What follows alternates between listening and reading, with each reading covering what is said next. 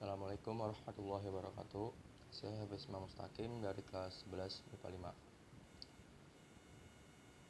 Sistem saraf pusat. Sistem saraf pusat terdiri atas otak dan sumsum tulang belakang. Sistem saraf pusat ini berfungsi sebagai pusat pengendali utama pada tubuh. Sistem saraf inilah yang mengatur pergerakan tubuh. Misalnya, saat tangan kamu melakukan gerakan refleks ketika menyentuh mangkuk bakso yang panas. Otak dan sumsum tulang belakang yang menjadi pengendali tubuh manusia berada pada sistem saraf pusat. Informasi dan rangsangan tersebut disebarkan ke seluruh tubuh sehingga tubuh kamu bisa merespon gerakan apa yang harus dilakukan ketika menerima informasi tersebut. Bagian dari sistem saraf pusat. Otak. Otak merupakan organ terpenting dari tubuh manusia yang tersusun oleh jutaan sel saraf. Permukaan otak manusia yang berlipat-lipat membuat otak manusia mampu menyimpan lebih banyak neuron dibandingkan otak permukaan mulus seperti pada sebagian besar hewan. Otak manusia terdiri dari 3 bagian, yaitu otak depan, otak tengah, dan otak belakang. Berikut penjelasannya. Otak besar. Cerebrum. Otak besar atau otak bagian depan manusia disusun oleh cerebrum. Cerebrum merupakan bagian yang paling besar pada otak manusia, sehingga disebut sebagai otak besar. Cerebrum atau otak besar ini menjadi bagian otak manusia yang menentukan dasar-dasar kecerdasan manusia. Cerebrum menjadi pusat integrasi yang paling rumit dan menjadi pusat kontrol semua ingatan manusia.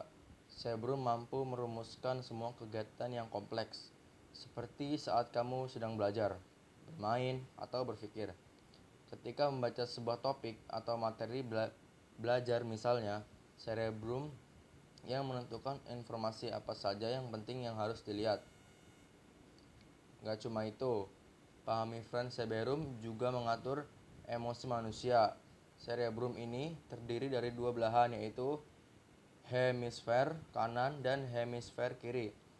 Kedua hemisfer ini memiliki tekanan penting dalam proses belajar kita.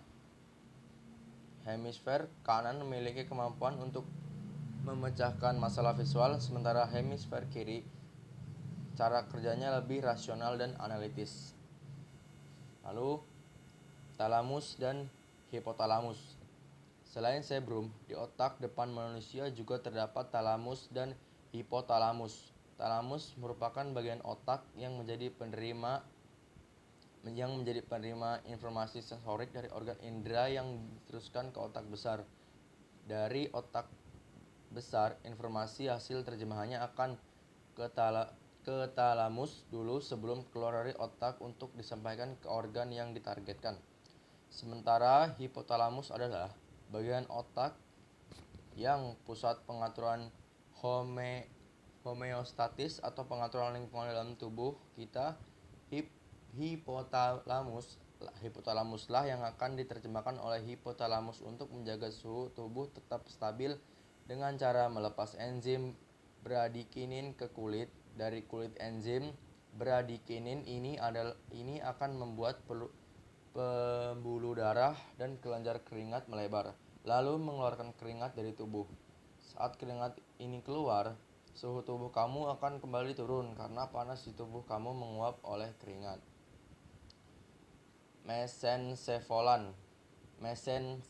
Mesencephalon, otak bagian tengah. Otak tengah yang bisa disebut mesencephalon ini posisinya sejajar dan lebih dekat dengan mata dan telinga.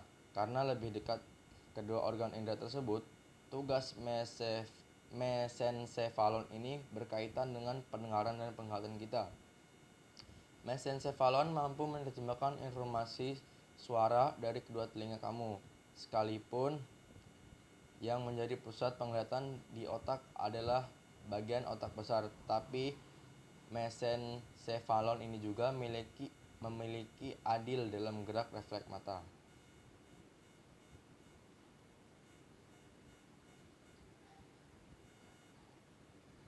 Sekian dari saya. Wassalamualaikum warahmatullahi wabarakatuh.